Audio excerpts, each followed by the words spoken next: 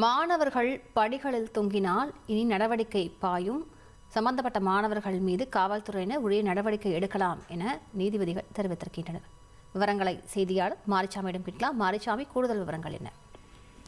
மாணவர்கள் அதாவது பஸ்களில் செல்லும் போது, வாகனங்களில் அவர்கள் பள்ளிக்கு பஸ்களில் செல்லும் போது படிகளில் தொங்கினால் அவர்கள் மீது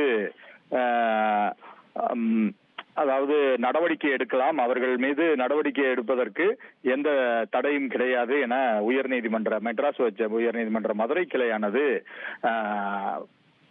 உத்தரவு பிறப்பித்திருக்கிறது. இது எந்த வழக்கில் என்று பார்த்தோமால், தூத்துக்குடியைச் சேர்ந்த ராம்குமார் என்பவர் உயர்நீதிமன்ற மதுரை அமர்வில் பொதுநல வழக்கு ஒன்றை தாக்கல் செய்கிறார். அதில் தமிழகத்தில் 1 முதல் 12 வகுப்பு வரையிலான அரசு மற்றும் அரசு உதவி பெறும் பள்ளி, ITI, பாலிடெக்னிக், அரசு கல்லூரியில் பயிலும் மாணவர்களுக்கு கல்வி நிறுவனங்களுக்கு செல்ல அரசு பேருந்துகளில் கட்டணம் இல்லாமல் பயணிக்கலாம் என அறிவித்திருக்கிறது. இதன்படி கூட்ட நெருக்கடியால் மாணவ மாணவியர் பேருந்தில் படிக்கட்டில் தொங்கிச் செல்லும் பயணம் செய்யும் காட்சிகள் எல்லாம் அனைத்து பகுதியிலும் தெரிகிறது. இது செய்தியாகவும் ஆகியிருக்கிறது.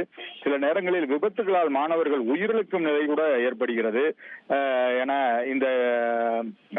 ஆகவே தனி பேருந்துகளை இயக்க உத்தரவிட வேண்டும். அதாவது குறிப்பிட்ட நேரங்களில் பள்ளி மாணவர்களுக்கென பிரத்யேகமாக தனி பேருந்துகளை இயக்க உத்தரவிட வேண்டும் என கேட்டிருந்தார். இந்த வழக்கானது நீதிபதிகள் SM சுப்பிரமணியம், மரியகிலாட் ஆகியோர் அமர்வுக்கு வந்தபோது, பிள்ளைகளை அறிவுறுத்தி வளர்க்க வேண்டியதில் பெற்றோரின் கடமை இருக்கிறது. பள்ளியிலேயே புகைப்பழக்கம், மது, புகையிலை, கஞ்சா போன்ற பழக்கங்களுக்கு மாணவர்கள் ஆளாக்கி வருவது அதிகரித்து வருகிறது. மாணவ மாணவியர் பள்ளிகளில் காவல்துறை பாதுகாப்பு வழங்கும் அளவிற்கு நிலைமை வந்துவிட்டது. படிக்கட்டுகளில் பயணம் செய்வது தொடர்பான ஏராளமான குற்றச்சாட்டுகள் எழுந்து வருகிறது. நடத்துனர் அறிவுறுத்தினாலும் மாணவர்கள் அதனை ஏற்பதில்லை.